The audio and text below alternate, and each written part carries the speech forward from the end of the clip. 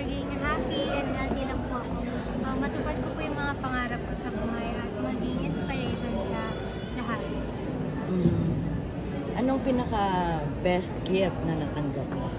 I think the best gift that I have ever received is from God, and that is a gift of God. Marian, ready ka na magka-boyfriend yung nagtibukan? Ano yung advice o payo sa... Yan, para mas malakas. Ano yung advice sa'yo at payo ngayong 18 years old ka na naman?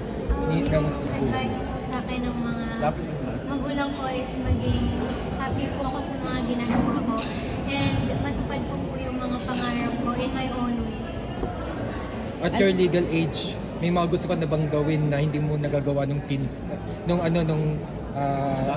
Below 18 years old ka? I think not that anything that I could think of because age is just something that is about us. I think na kahit 18 po ako or hindi, madami pong magagawa sa mga.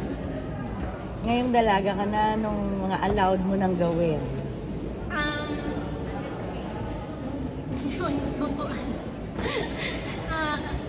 Like I said po, I think there are just restrictions na simula bata po ako. Alam ko na po yung mga dapat gawin at mga hindi ko dapat gawin. Not because I reached a certain age, I can do things that I wasn't able to do.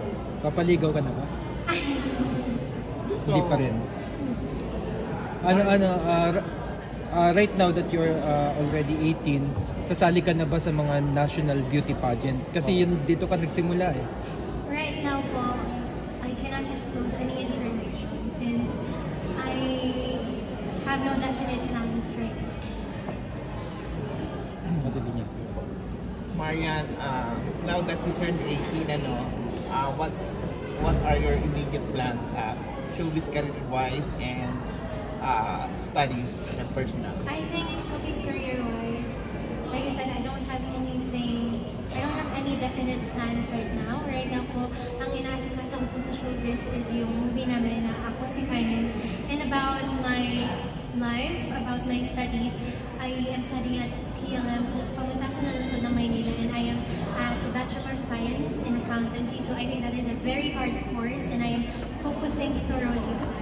Okay, follow up lang dun sa question ni Mr. Cesar, if you have planned to enter in the national beauty pageant in the future, anong particular pageant ang gusto mo sa ever since I was a kid, I really wanted to join the Miss Universe. And Miss Universe Philippines? Anong year mo na sa PLM? first year. First year. Yung movie mo na Ako Si Kindness, tungkol saan yun? Tsaka anong role mo? Well, it is an advocacy film and my name is Arisa. It is about this girl who was not understood by many. And that role is very important to me because it gives me a sense of understanding to those people that is very hard to communicate with each other. Bakit ganun ang title, Ako Si Kindness? Well, it revolves around the word kindness.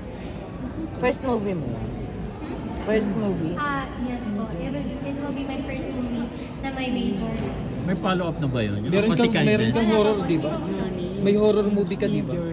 Yes po. Actually, nag-premiere na po siya just last week. Okay. Bali total is you have 2 films now. Yeah. Alin ang mas nauna? Yung Ako Si Kindness po. Ako Si Kindness. Pero di pa napapalabas yan? Hindi po.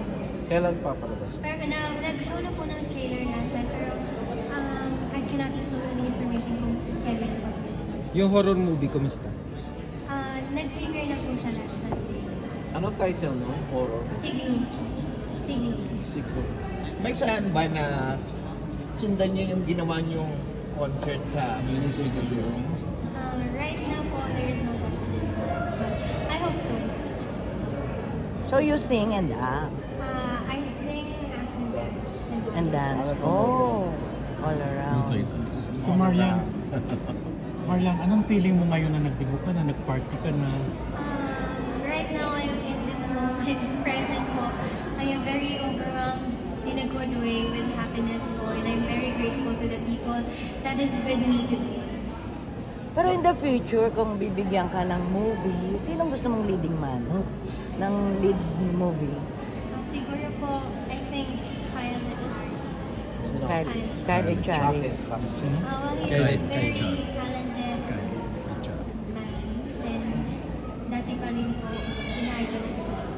Dati? Dati pa lang po ina-idolize ko. Ina-idolize. Oh.